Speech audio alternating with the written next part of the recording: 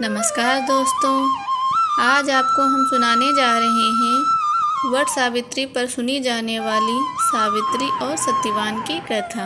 एक समय की बात है, एक अश्वपति नाम के राजा थे। उनकी कोई संतान नहीं थी। राजा ने संतान प्राप्ति के लिए अनेकों यज्ञ किए, जिसके फलस्वरूप उन्हें एक तेजस्वी कन्या की प्राप्ति हुई। राजा ने कन्या का नाम सावित्री रखा। समय बीतता गया और सावित्री विवाह योग्य हो गई। एक दिन राजा ने सावित्री से कहा, अब तुम विवाह योग्य हो गई हो, इसलिए तुम स्वयं अपने योग्य वर की खोज करो। पिता की बात मानकर सावित्री अपने मंत्रियों के साथ यात्रा पर निकल गई। अनेक ऋषियों के आश्रमों, तीर्थों और मंदिरों में घूमने के बाद वह राजमहल लौट आई। संयोगवश उस समय उसके पिता के साथ देवर्षि नारद भी थे। सावित्री ने उन्हें प्रणाम किया। राजा अश्वपति ने सावित्री से उसकी यात्रा का समाचार पूछा। सावित्री बोली, तपोवन में अपने माता पिता के साथ वास कर रहे सत्यवान मेरे लिए योग्य हैं। मैंने मन से अपना उन्हें पति चुन लिया है। सावित्री की बात सुनकर देवर्षि नारद चौंक उठे। फिर नारद बोले, हे राजन, सावित्री ने तो बहुत बड़ी भूल कर दी है। यह सुनकर अश्वपति चिंतित हो गए और बोले, हे देवर्षि, सत्यवान में ऐसा कौन सा अवगुण है? इस पर नारद जी ने कहा, राजन, सत्यवान के पिता शत्रुओं द्वारा राज्य से वंचित कर दिए गए हैं। वह वन में तपस्वी जीवन व्यतीत कर रहे हैं और अपनी दृष्टि खो चुके हैं। राजन, सबसे बड़ी कमी यह है कि सत्यवान अल्पायु है। 12 वर्ष की आयु में से अब उसके पास सिर्फ 1 वर्ष आयु रह गई है। नारद जी की बात सुनकर अश्वपति ने सावित्री को समझाया कि वह उत्तम गुणों वाले किसी दूसरे पुरुष को अपने पति के रूप में चुन ले। सावित्री बोली, पिता, नारी अपने जीवन में केवल एक ही पति का वर्ण करती है। अब चाहे जो हो, मैं किसी और को अपने पति के रूप में स्वीकार नहीं कर सकती। सावित्री की हट के आगे पिता विवश हो गए और सावित्री का विवाह सत्यवान के साथ कर दिया। और विवाह के पश्चात सावित्री अपने सास ससुर के साथ वन में रहने लगी। ज्यों-ज्यों समय बढ़ता गया, सावित्री की चिंता बढ़ती गई। नारद जी के कहे अनुसार जब उसकी आयु मात्र 4 दिन ही बची, तब सावित्री ने 3 दिन पहले से ही व्रत रखना शुरू कर दिया। अंत में वह दिन आ ही गया जिस दिन सत्यवान की मृत्यु निश्चित थी।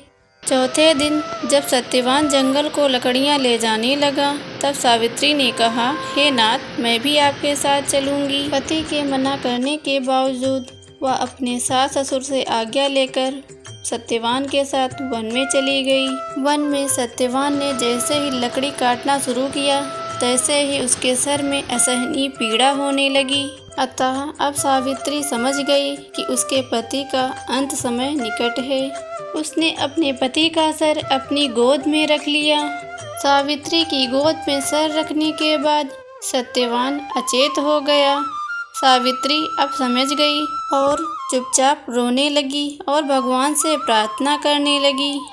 तभी उसे एक भयंकर आकृति वाला पुरुष दिखाई दिया। वह साक्षात यमराज थे। सावित्री बोली, महाराज, आप कौन हैं? यमराज ने उत्तर दिया, मैं यमराज हूँ और तुम्हारे पति के प्राण हरने आया हूँ। सावित्री बोली, प्रभु, सांसारिक प्राणियों को तो लेने आपके दूत आते हैं, आज आपको स्वयं आना पड़ा, इसका क्या कारण है? इस पर यमराज ने उत्तर दिया कि सावित्री, सत्यवान धर्मात्मा और गुणों का सागर है, इसलिए मुझे स्वयं आना पड़ा। मेरे दूत इनको ले जाने के योग्य नहीं हैं, इसीलिए मुझे आना पड़ा।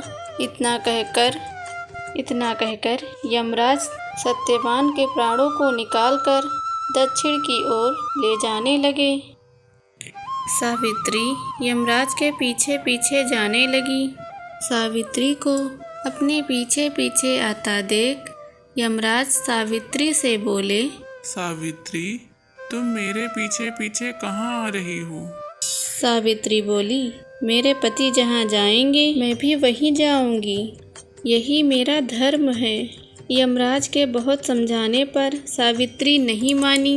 उसके पति धर्म की निष्ठा को देखकर यमराज बोले, तुम अपने पति के बदले कोई भी वरदान मांग लो। सावित्री ने अपनी दृष्टिहीन सास ससुर की आंखें मांगी और यमराज ने तथास्तु कहा और यमराज फिर से आगे चले। फिर सावित्री उनके पीछे पीछे चल पड़ी। तब यमराज ने सावित्री से कहा, तुम एक और वर मांग लो। तब सावित्री ने अपने सास ससुर के राज्य को वर के रूप में मांग लिया और यमराज ने तथास्तु कहा और फिर आगे चल पड़े। फिर से सावित्री पीछे पीछे चल पड़ी। अब यमराज बोले, चलो एक और वर मांग लो। तब सावित्री ने अपने पिता के लिए 100 पुत्रों का वरदान मांगा। यमराज ने तथास्तु कहकर सावित्री को लौट जाने को कहा, लेकिन सावित्री नहीं मानी। फिर उनके पीछे चल पड़ी। अब यमराज बोले, सावित्री तुम अपने पति के अलावा मुझसे कोई भी वर मांग सकती हो। तब सावित्री ने वर मांगा कि उसके सत्यवान से 100 पुत्र प्राप्त हों। इस बार भी यमराज ने तथास्तु बोल दिया और आगे बढ़ने लगे, परंतु सावित्री फिर उनके पीछे चल पड़ी। अब यमराज बोले, मैंने तुम्हें तुम्हारे सारे वरों को पूरा कर दिया है। इस पर सावित्री बोली, महाराज आपने मुझे सत्यवान से 100 यशस्वी पुत्र को वरदान दिया है, लेकिन सत्यवान के बिना 100 पुत्र कैसे संभव हैं? ऐसा कहकर सावित्री ने यमराज को उलझन में डाल दिया। इस पर यमराज बोले, सावित्री मैं तुम्हारे पतिव्रता धर्म से प्रसन्न हूँ, इसीलिए मैं तुम्हारे पति के प्राण छोड़ रहा हूँ। साथ साथ तुम्हें आशीर्वाद देता हूँ कि तुम्हारी ये कहानी युगों युगों तक सुनी जाएगी। यह कहकर यमराज ने सत्यवान के प्राण छोड़ दिए और यमलोक को लौट गए। तब सत्यवान और सावित्री अपनी कुटिया में पहुँचे। उनके माता पिता की दृष्टि लौट आई थी और उनका खोया हुआ राज्य भी वापस मिल गया था। दोस्तों, ये थी व्रत सावित्री की कथा। इस व्रत को करने से सभी विवाहित स्त्रियों के दुख दूर होते हैं।